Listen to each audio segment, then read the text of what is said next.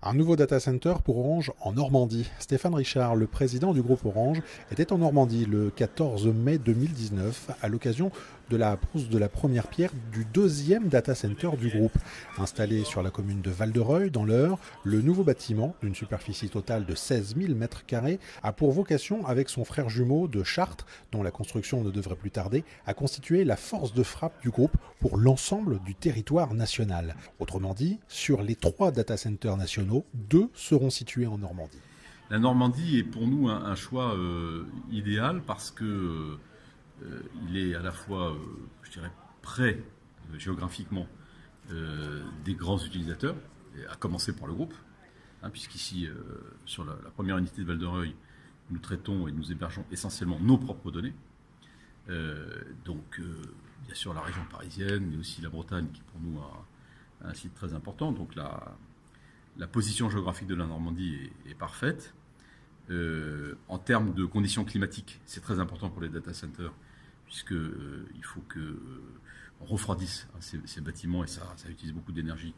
Le climat tempéré de la Normandie permet d'utiliser ce qu'on appelle le free cooling, c'est-à-dire à travers simplement l'utilisation de l'air extérieur, de réduire considérablement la facture énergétique de ces data centers.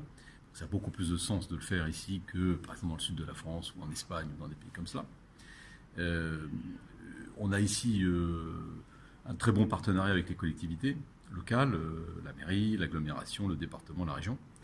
Et ça a été très important. Et on a pu aussi avoir des réserves foncières qui nous permettent de faire face à l'extension. Aujourd'hui, on fait une première extension. Il y en aura d'autres derrière. Si vous voulez, un data center, c'est un peu comme un aéroport. Il faut s'adapter au trafic. Et on sait déjà que le trafic, il va continuer à exploser. Donc on a besoin d'avoir cette réserve foncière. Dernière chose, on a un très bon partenariat avec EDF aussi, puisque malgré les efforts qu'on fait, on consomme quand même de l'électricité. Et donc on a une alimentation énergétique qui est à la fois très stable et très compétitive. Il y a un minimum auquel il faut qu'on se plie, clairement, c'est l'objectif de la COP21 de la neutralité carbone d'ici à 2050. Moi, je souhaite que le groupe soit plus ambitieux que cela. Et dans le cadre des réflexions que nous menons actuellement pour notre plan à 2025, nous allons nous doter d'objectifs et donc de moyens aussi très ambitieux pour réduire globalement notre empreinte environnementale et, je dirais, si possible, avancer cet objectif de la neutralité carbone.